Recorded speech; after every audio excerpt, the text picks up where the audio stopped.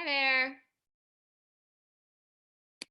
Hello, everyone. It's Ashley Maltz. I'm an integrative medicine physician here in Austin, Texas, along with the founder of the Austin Wellness Collaborative. Tonight, we have two wonderful speakers, Teresa Walding and Lynn McWright of the Holistic Nursing Coaches. Advancing Holistic Yes, Nurse sorry. Coaching. I don't have your bios in front of me, but they're both nurses and nurse practitioners who have transitioned into holistic health coaching, and they're going to share their model of resiliency with us.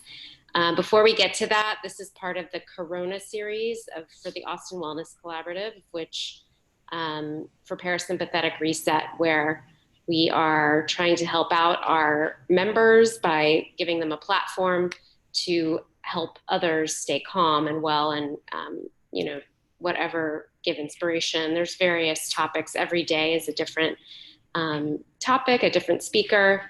We had a workout yesterday that really, I'm feeling it today. And we had TRE with Dre Robago. Tomorrow morning, we have Izzy Swanson doing a Reiki meditation. And that is at 10 a.m., I believe. So it's all on our Facebook page and in the group. Or you could just, chat in the chat box. You can always message to me, because this was kind of a spontaneous creation. Oh, thank you for doing this for us. It's wonderful. You're welcome. I hope it helps someone somewhere in some capacity. And the other part of it is the financial impact that a lot of our practitioners who are hands-on providers or, practitioners of various arts and healing arts, that they're not having any income. So a lot of them are donation-based, and you're all welcome to, take part in that if you have an income, if you can. It's not required. So anywho, I'm going to hand it off to Lynn and Teresa. And yeah, it's exciting. And this is being recorded. If you don't want to be included in the recording, then just let me know in the chat box. Okay. And everyone stay well and safe and take care. Okay. Well, thank you, Ashley, so much. All right. Well, here we are. It's today, Thursday, and it's March 26th. We've been involved in a worldwide pandemic here in the United States for about 3 weeks now. And I thought it would be just interesting to give us an orientation as to exactly where we are in time and space. So this is a quote that I picked up from a gentleman who I know that's an energy medicine physician. And what he says is this: we are at the edge of evolution as it's occurring, expanding what is possible.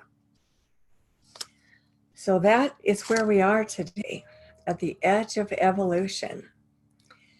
And thinking back historically, there was a very concerning healthcare crisis in the year 1847. And that healthcare crisis was taking the lives of women who were birthing their babies in the city of Vienna in Austria. So much so that about 16% of the women who delivered at the hospital were dying. And the question was, why? Why were these women's lives being lost in what should be known as a normal process? Well, there were lots of theories about why that might be. Included in some of those were a multitude of ideas about how to keep it from affecting other women within the same institution. One idea was that there should be only 2 patients in each hospital, and that the hospital should not be downwind from each other. Another was that there was some thinking that it might be due to curdled mother's milk. Another proposed that it was due to cold. Another said it may be due to fright. So there was just a huge wide range of ideas about what might be appropriate in this situation in stemming the tide of death of the new mothers. And as Dr. Semmelweis was working, he pondered this question, and finally he just resolved to go on vacation for a few days. And when he came back, what he discovered was that there was a physician who had died of all of the same symptoms that the mothers were dying from. Only he was not a female and had not just given birth. So he looked at his scalpel and he thought, there must be something on this scalpel that is carrying from the morgue, where we're examining the women who have died, into the labor room. And he, without being able to even see what that was in the liquid substance, he gave it a name. Dr. Semmelweis called it germs. So that was the origin of our word germs, and the whole idea, the germ theory, developed right there with his insight. He had a sight from within that showed him that there was another possibility that was not airborne, was not due to curdled milk or due to fright. And he was not able to prove this. So there were a lot of people who were doubting his claims until about 40 years later, when the microscope was invented. And then people could actually see the germs through the microscope. And that one insight that Dr. Semmelweis had has increased the lifespan of people on this planet by 30 years worldwide. And every mother now knows that if their child falls and scrapes their knee, that needs to be cleaned before the Band-Aid is put on to prevent germs. So we are using this as an example today to talk about something that radically changed a system. And in this case, it was a complete change of public health and medical care. At the time that this discovery was made, surgeons were actually sharpening their scalpels on their heel of their boot. So you can see that we've come a long ways, but it was only through insight that this revealed a way that something had always worked, but we were only made aware of it through Dr. Semmelweis's realization that there was something on the scalpel that he called germs. So Teresa, how do we want to proceed then with introducing the idea of resilience in regard to this theory about germs? Well, for me, when I learned about the theory that we're going to be talking about, or the paradigm that we're going to be talking about, which are the three principles, was that until now, we've been in a pre-paradigm era. In other words, in 97, William James talked about the principles of psychology, or the lack thereof. And he said, we do not know what the actual foundation of mental life is. but someday we surely will. And so as we talk about resilience now, Lynn just talked about the discovery of germs. What we want to talk about here in relationship to resilience is actually bringing in a new paradigm that we can actually call a foundation of mental life, which helps us to understand our mental life better, to be more resilient, to be able to point in the direction of how resilience is actually created in the first place. The underlying premise here is that all of us, without exception, have a natural or an innate health, which is unbreakable. And every person on the planet experiences this. Some people see it as common sense or wisdom. It's a science of mental life that we are just beginning to have the opportunity to tap into.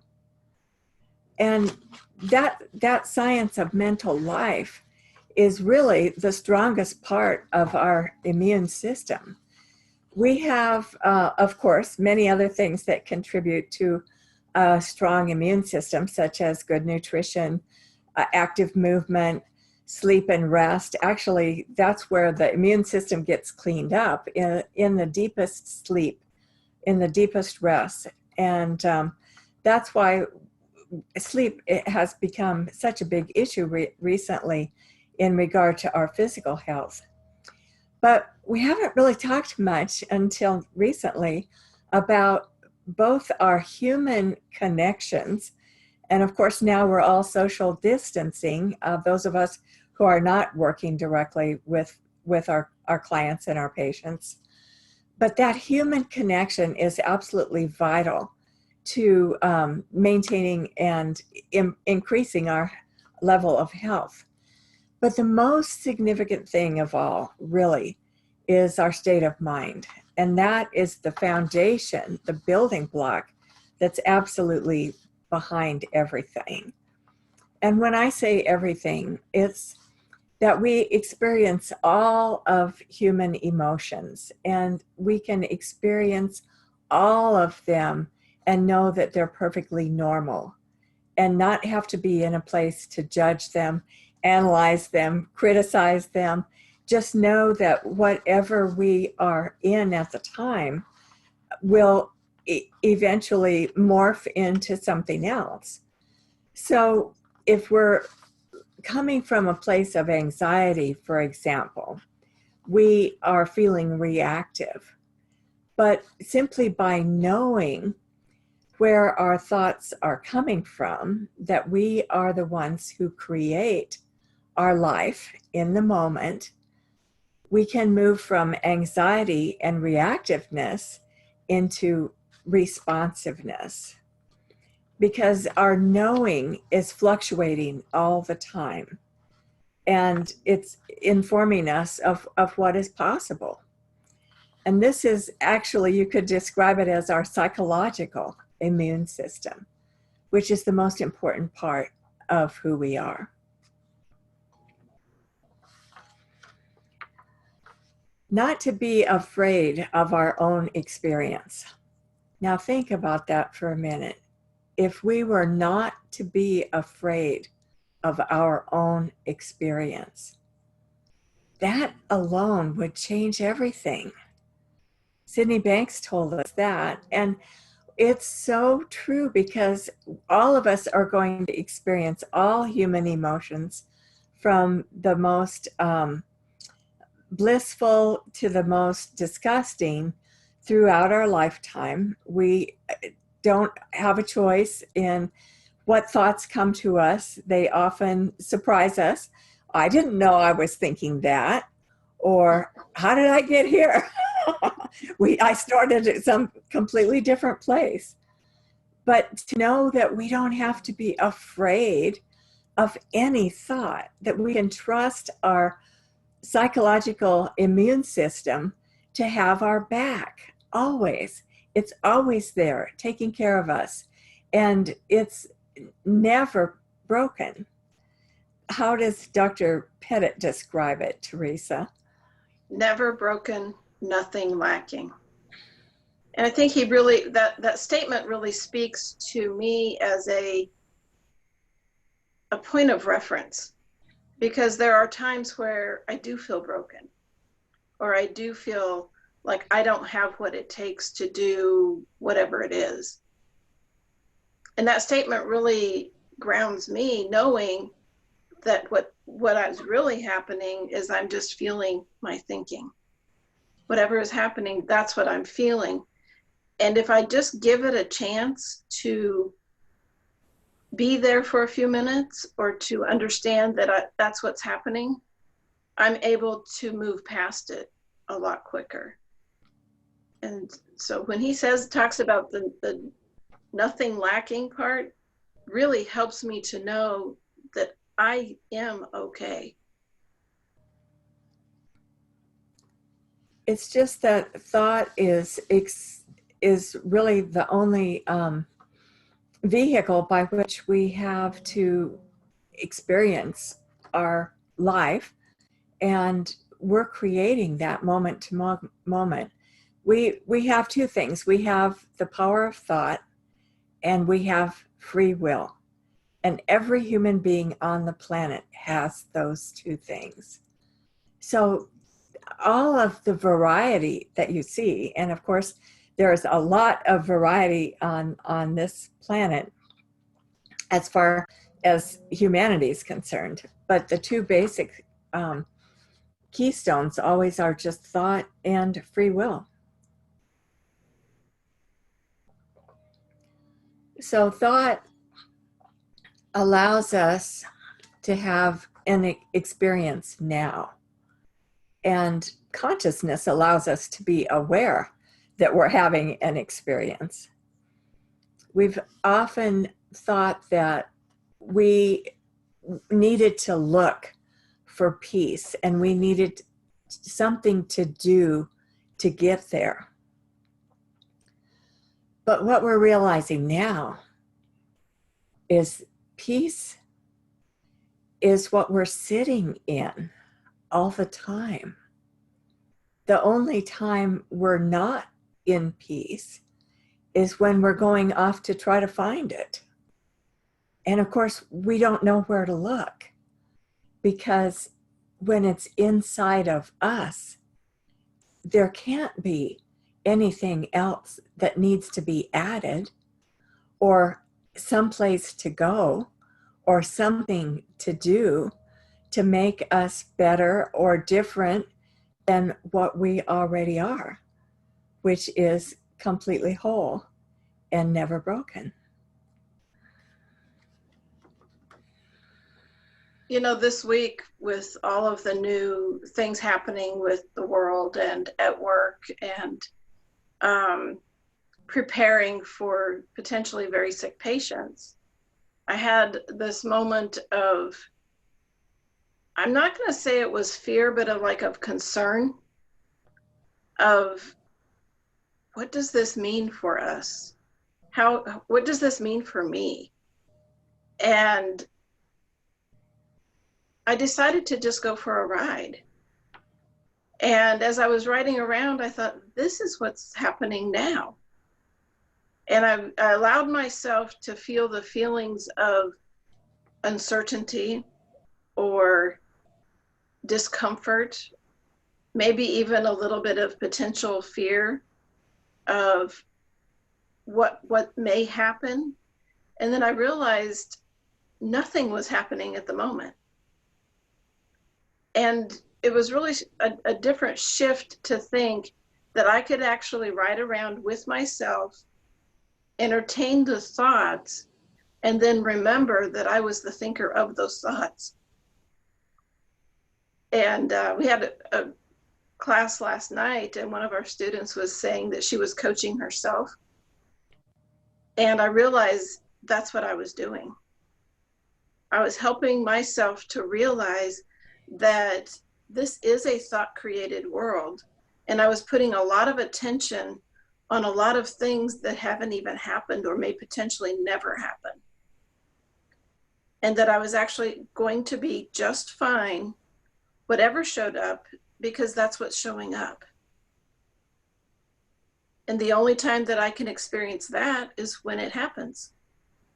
And I thought, isn't that strange that when I first got in the car, there was a lot of thought on my mind. But as I drove around and really was able to discern that this was all that was happening, it settled me down to where by the time I got home, I was okay. And I don't really remember a lot of times when there was a potential threat or crisis. I think the last time this happened for me was when Fort Hood had a lot of patients come to us. And I remember thinking, you know, we just did the next thing and the next thing and took care of what came next. And there was a lot of freedom in knowing that that's what's happening. Because I can create a lot of anxiety within myself about potentials of what might happen. And then I remember, I think it was Mark Twain that said, I've had many worries in my life, most of which never happened. And it allows you to really see from a different perspective, a more true perspective, that in this present moment, nothing is happening that you can't handle.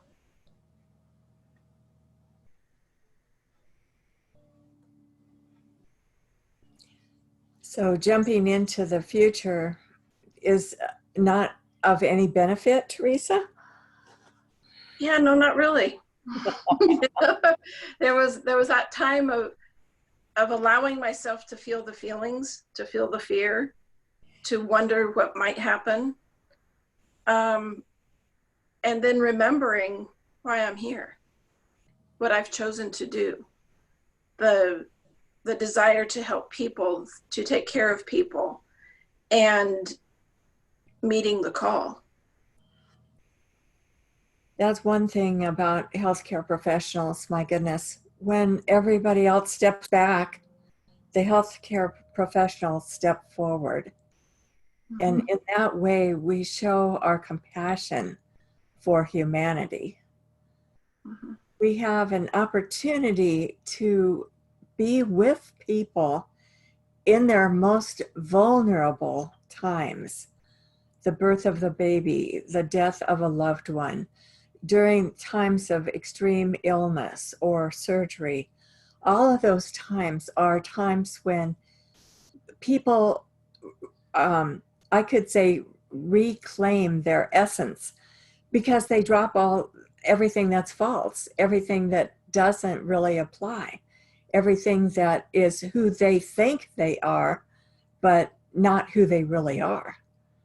So we have an opportunity to see humanity at its most vulnerable, yes, but also at the same time at its finest, which is the most honest and real people that they truly are. But I realize that I'm experiencing this COVID virus environment through my thought, but through the lens of my eyes. It's what I see. It's what I do. It's what I feel about it. And everyone is doing the same thing. We have a lot of people. Went to get on the elevator today, and one of the housekeepers saw that there was more than two of us in the elevator. And she goes, nope, not me. I'm not getting on that. And we have no COVID patients at our hospital that we know of that have tested. And yet people, you know, I watched her feelings and her thinking about it right then. And I think, isn't that interesting? You know, everyone else was like standing really quiet and just kind of watching. And I think it was one of the engineering people, he said, we really are all in this together, aren't we? And it just broke the tension, and it helped people to sort of laugh a little bit. And, you know, I'm seeing things that I haven't seen in a really long time, with people who are supportive of each other. They're talking with each other, helping each other. I've seen a lot of people doing things, going out of their way to be helpful. And it really is a nice environment. So I think there's really going to be a lot to learn from being in this circumstance at this time in history, with healthcare the way that it is right now. We are at a turning point in history of the potential of what's possible for healthcare. And it's changing every aspect of it. And I do think that is the resilience that we're looking for. It's the resilience of humanity to come together and help each other through difficult times, doing our part. Like Linda said, stepping forward and saying, here I am, I'm ready to help. What can I do? Those thoughts don't come passively. They come to your consciousness, and you pay attention to them, which creates your resilience. That's so beautiful, Teresa. I completely agree with you in that. And it's all about how you frame it. You know, as healthcare workers, we are kind of more used to being on the line of duty or in the line of duty and ready to lend a hand and see things that are traumatic and scary. Mm-hmm. But now this affects everyone. This is outside the hospital. This is everywhere. Mm-hmm. So it's really, we are all in it together, and it's unprecedented. Yeah. It's not just the United States, it's everywhere. So no, can't just run away. This is global change. Right. And I think, I know in this group, in the Austin Wellness group, there's a lot of holistic healers. Mm-hmm. And knowing that we are all energy. Right. And we are all connected to the same principles, mind, thought, and consciousness, which really are what we're talking about, the foundation of mental life. And we all use those principles.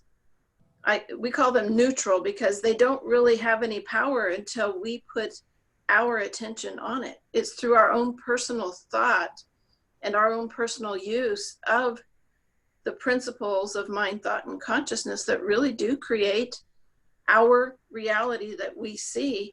And every single person on the earth has it. Not one person is left out. Not one person has more than another. We all get to use those principles, have been using them our entire lives to create the life that we see today. And we talked earlier about the pre-paradigm era that we've been in. You know, when William James was talking about principles of mental life, of how do we create resilience, or how does mental life happen, what they began to study was behaviors. Well, behaviors tell us what's happened after mind, thought, and consciousness are thought. After those principles, okay, so I'm messing that up a little bit. We use mind, thought, and consciousness as the foundations of mental life, but it's through thought that we create the life. So not one person has more than another. Not one person does it better than another, because they're doing the best they can in that day. And I have seen that over and over and over. One day, one person will be incredibly resilient. Everything is good. They're more than helpful, and something will happen. And the next day they're not. That doesn't mean that they're not resilient. That just means whatever their thoughts are doing in that moment is creating their experience. And I've been watching Show Me Your Stethoscope. I don't know if any of you have heard of that Facebook group. But there's a lot of people in there who are really suffering through their own thinking. there's a lot of fear. There's a lot of talking about, what do I do now, or where do I turn, or is this going to, affect my family? I think this virus will touch every single person, either someone we know or someone else's family that we know, or even maybe ourselves. But the fear of it, I think, is spurring on a lot of extra thinking, extra busyness, which does what to our bodies? Increased stress, decreases the immune system, increases blood pressure, increases anxiety, and people don't perform as well and they feel less resilient. And so what Lynn and I are talking about today is the fact that when we understand where that experience is coming from, in this case, our personal thought in the moment, and we know that that's what's happening, we have an opportunity to see that that's all that's happening.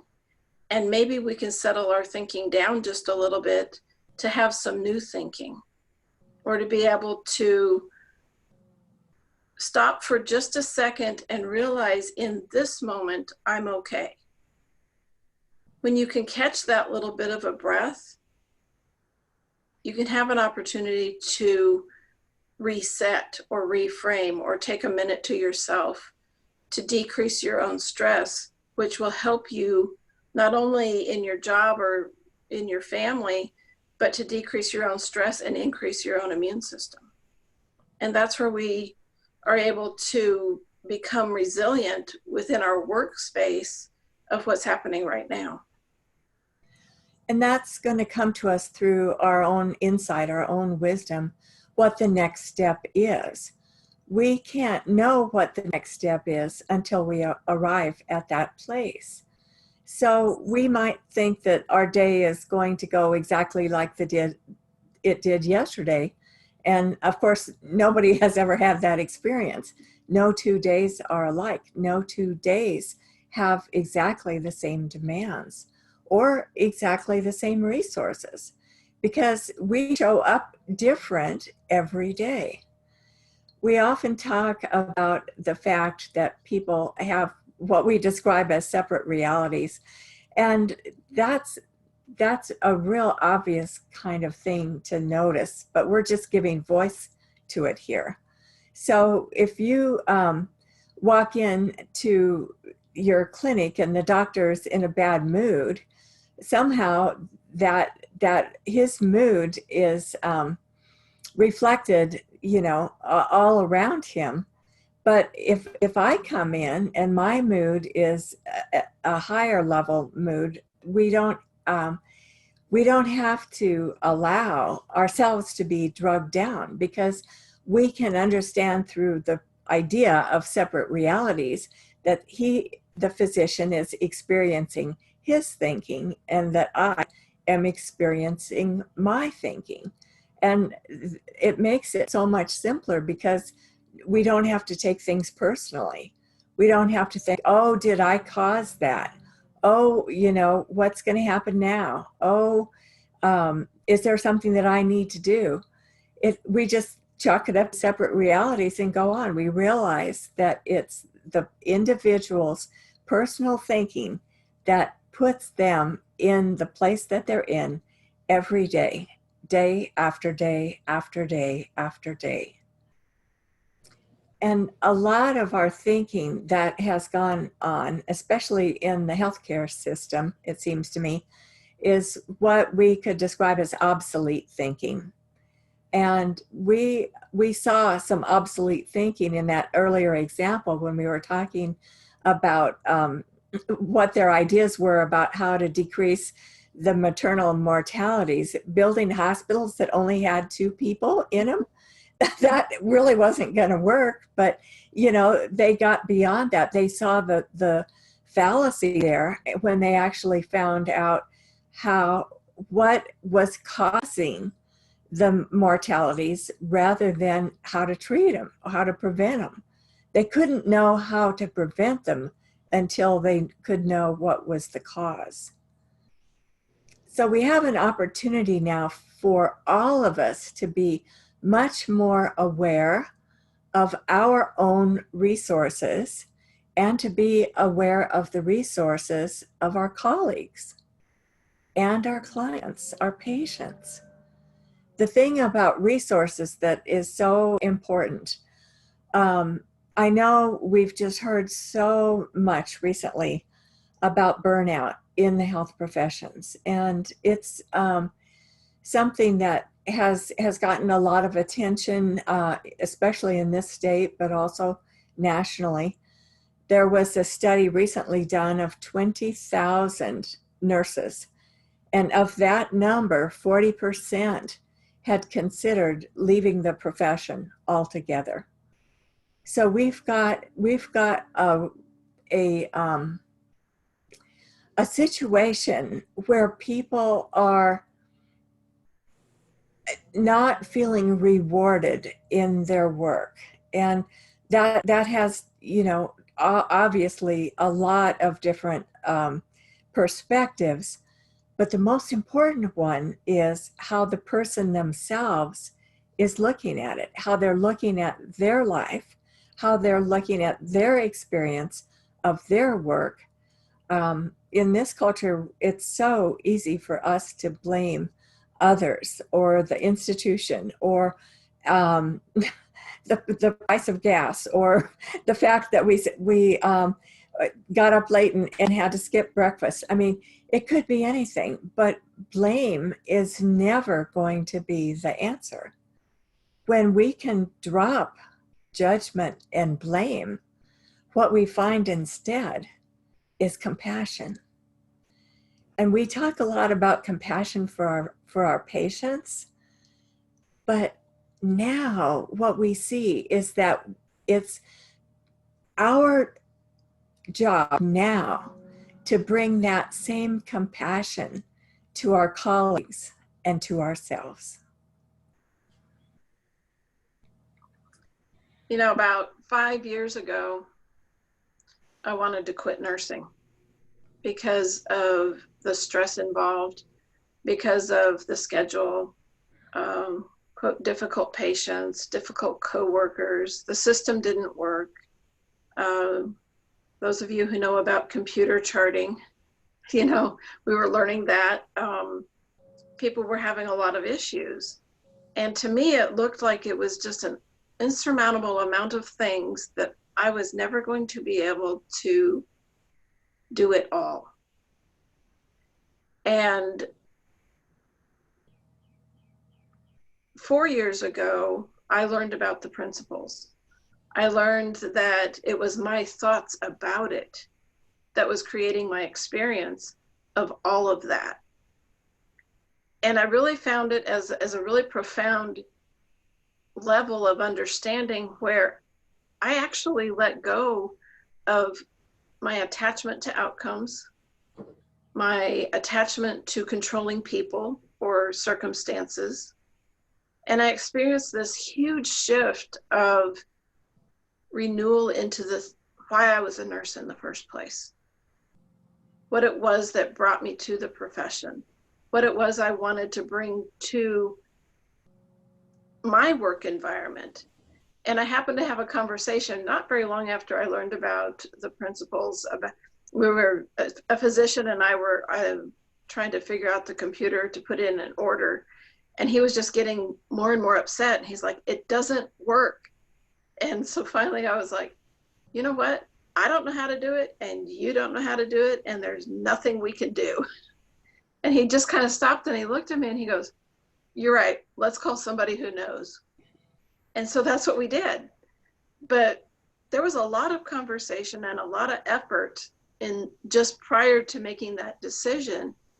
And I remember thinking, oh, it's when we let go of the struggle that the new answers come, that the resilience shows up and new thinking happens.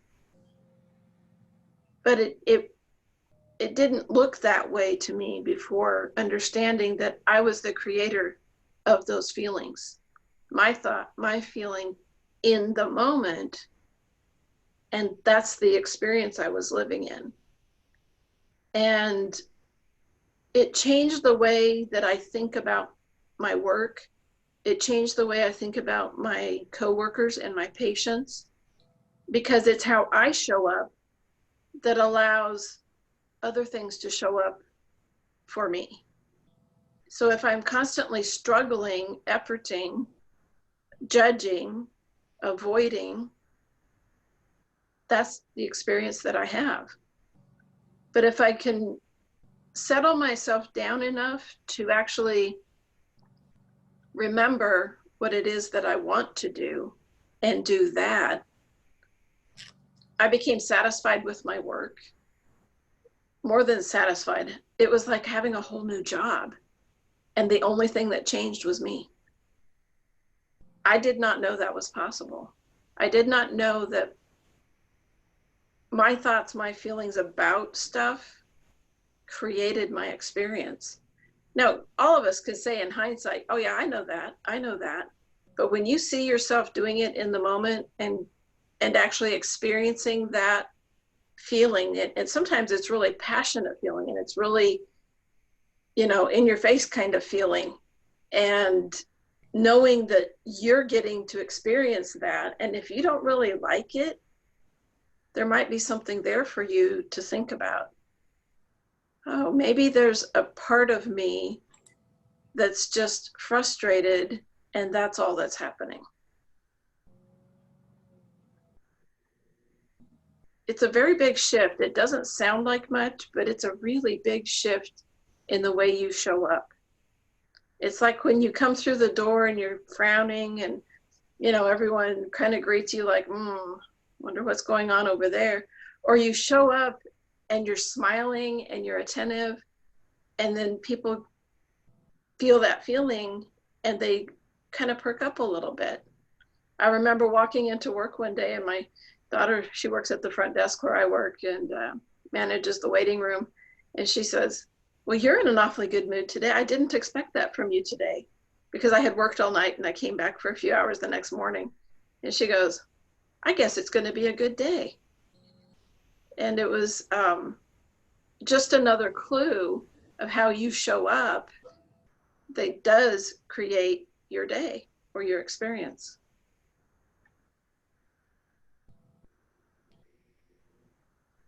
Well, I think that I want to just make a quick announcement. Teresa, thank you so much. My goodness, how beautiful to have an opportunity to hear from your experience how this really works on the ground, as it were. I'll say that Ashley has written into the chat box the connection, the link to the Austin Wellness Collaborative. And just to say that you're welcome to join this organization. There's also a public Facebook group.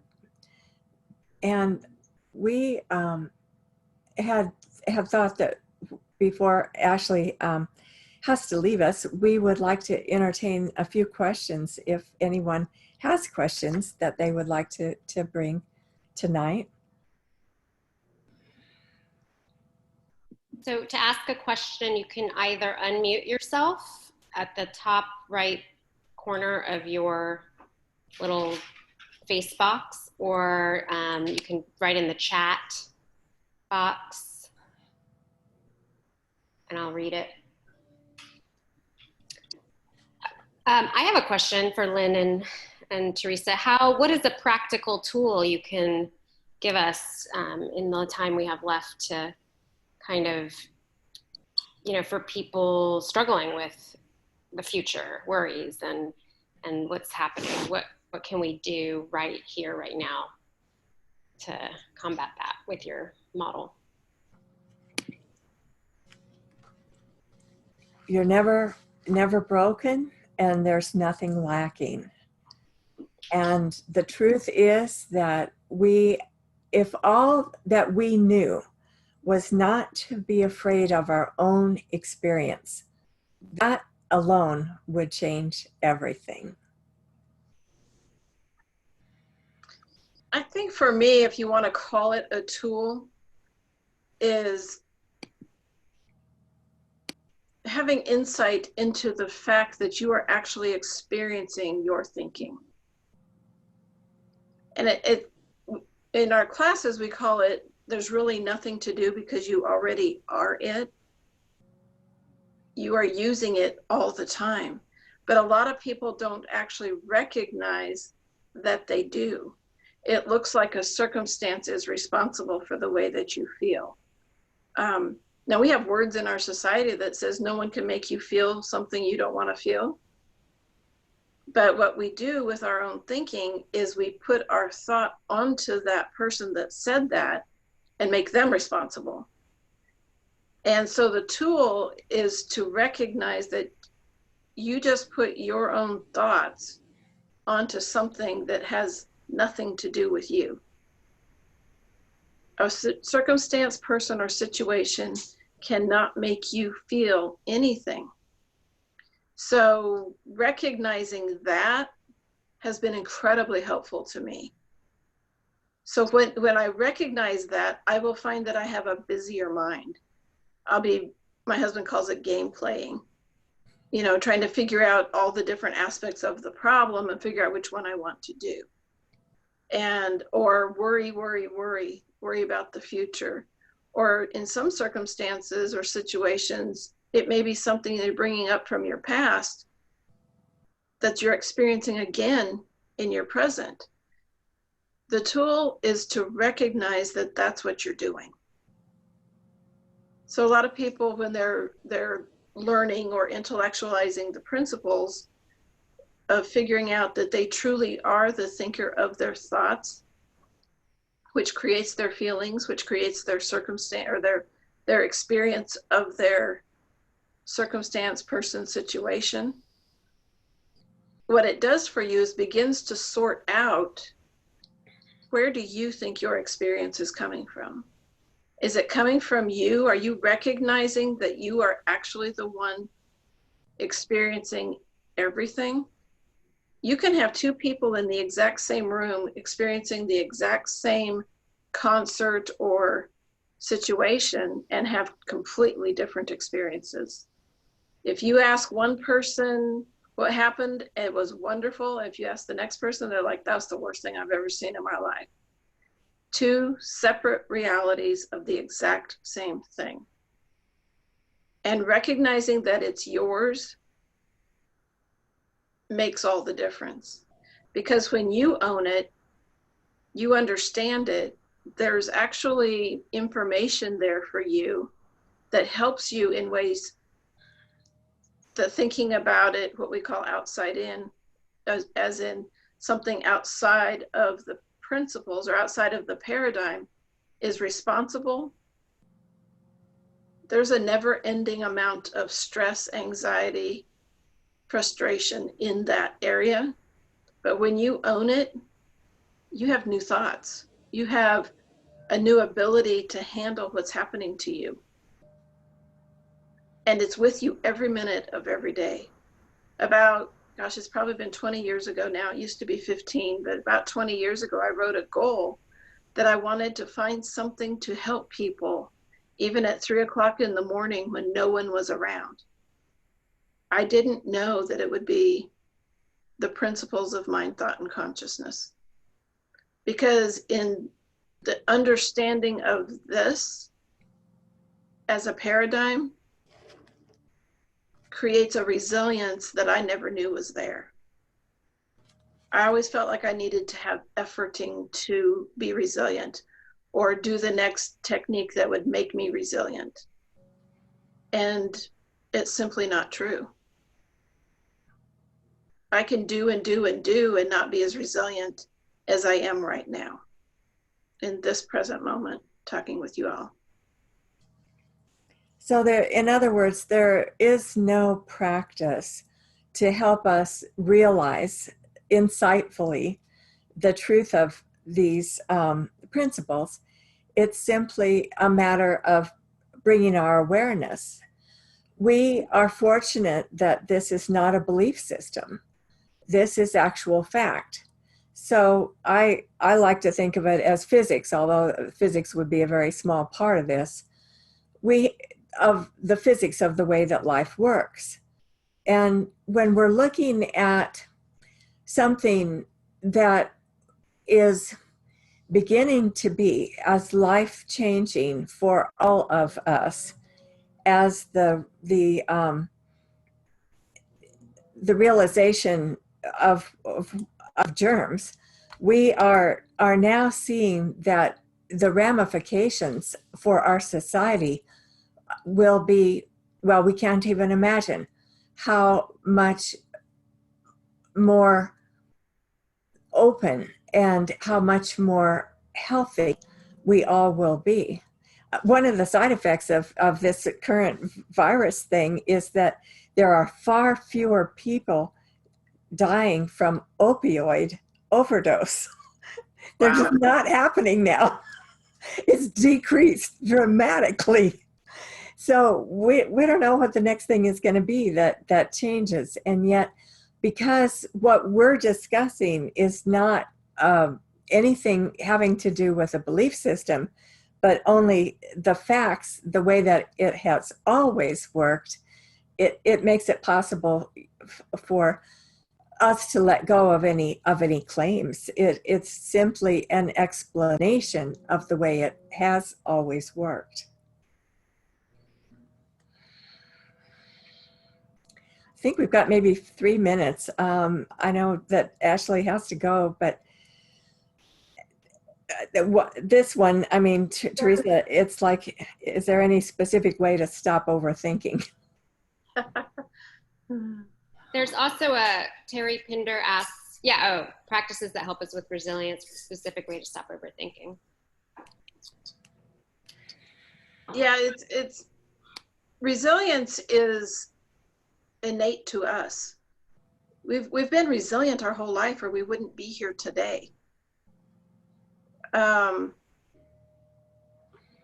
wish I hadn't had more time, because there has been a lot of experiences that I've had from insightfully seeing how these principles work. And it's so simple, it's hard to describe, if that makes sense. You know, it truly is as simple as knowing where your experience is coming from, as your thought, your feeling in this present moment. And the present moment is all you have. But we make it about the future, going in a direction, and feeling like we have somewhere to go, somewhere to get to, a goal to meet.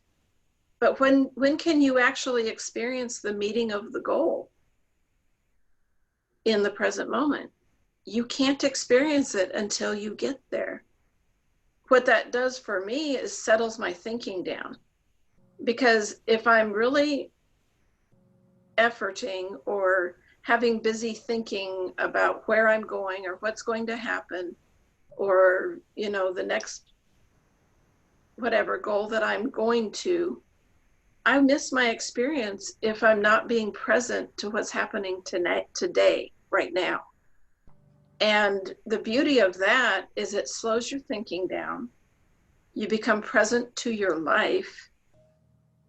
And it has really brought me home, or what I like to say, down to the speed of life. When can you experience life? Right now. We're experiencing it in this moment. And this moment is all we ever have. Now, we need to make plans to do the things that we do, of course. None of us would have been in our professions had we not made an effort to be there. But most of us never realize what it would look like or where it's going to go, because we just keep taking the next step and the next step. We don't have to know where it's going. We just keep doing what we're doing. And for me, that's enjoying what I'm doing in this moment, so that I have a memory or a thought or a connection or whatever you want to call it to, I guess I'm thinking about looking back on my life and knowing that I didn't miss anything. That's really beautiful. Lynn, you read my mind. I was about to ask where people can learn more and kind of delve more into the principles that have changed your lives and work with you guys in that way. And Lynn posted, find Lynn and Teresa at nursecoaching.com. Yes. Well, I thank you so much, Ashley. It's been such a delight. What we've shared tonight is the same thing that we talk about in our coaching program. So it's been something that we opened 4 years ago. And when we opened our school, we actually opened on 3 continents. But we live locally and work globally. And thank you so much for inviting us tonight. You're welcome. So everyone, thanks for joining. I unfortunately I triple scheduled myself tonight, and it's just been back to back to back. So I do have to get going, but you guys are more than welcome to connect with Lynn and Teresa and find them online. Find us all in the Austin Wellness Collaborative. The website I'll put in there. It's Austin Wellness Collaborative.org. Collaborative, yeah. And we're on Facebook as a private group. So you have to be a health and wellness professional to be admitted into the group. That could be, that definition is kind of loose, because I also feel like there's business and entrepreneurs in there that can help with like technology and pulling it all together, education and all the different things, marketing.